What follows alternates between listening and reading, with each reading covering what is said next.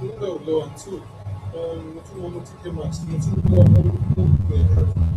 hope to be okay today, just seeing if it's working. I hope everybody's okay. I'm reading a book at the moment, and it's by Edward Shorter, and it's called A History of Psychiatry. It's published by John Wiley and Son Incorporated.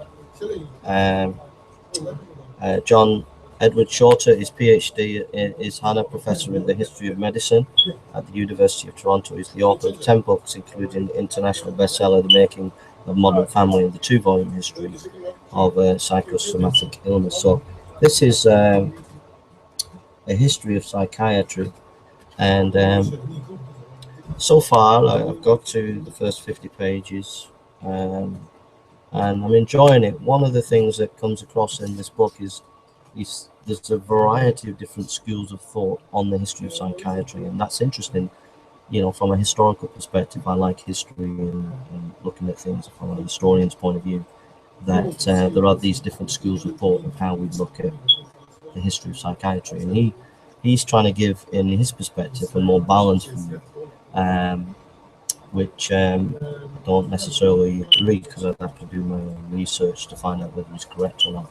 But that's what he perceives himself to be doing. So I just think it's interesting that there are these revisionists, these various schools of thought that write on the history of psychiatry, and that he's critiquing them and writing a history that he thinks is being more objective. So it's an interesting book to read. One of the things that struck me in the early work of psychiatry is that there were hospitals in the Middle Ages that did cater for those who were mentally unwell, which I thought was interesting.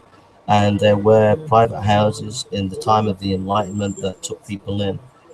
But what I found interesting is the alienation of people with mental illness. You know, throughout history, how they've been alienated, how they've not been cared for as much as they should.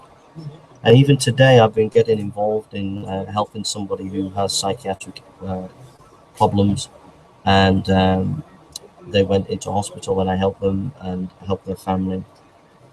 And I had to write a letter to the local MP. I had to write a covering letter to various mental health professionals who were the head, professionals who were head of the mental health profession, in order to make sure that this person got the best care that they could ever have. And they were taken from a place that was not helpful for them and they were put in a place that was provided the best care possible. But that wouldn't have happened if it wouldn't have been for me being an advocate.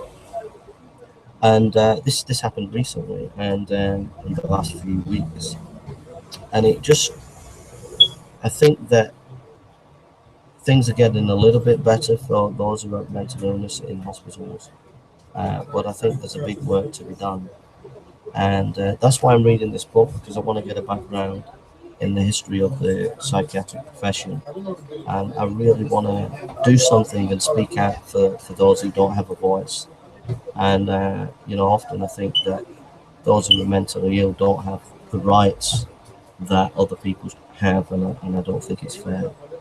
So this is a book I'm enjoying reading, and I would encourage you to get hold of the book if you're a doctor, if you're interested in psychology, sociology, if you're interested in philosophy,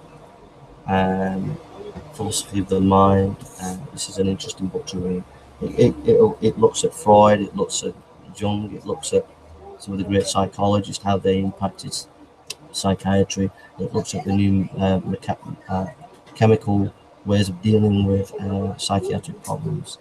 So yeah, I'm really enjoying that, and I find it fascinating. So I recommend that book to you. Okay. All right, I'm going to do 1 or 2 more videos. All right.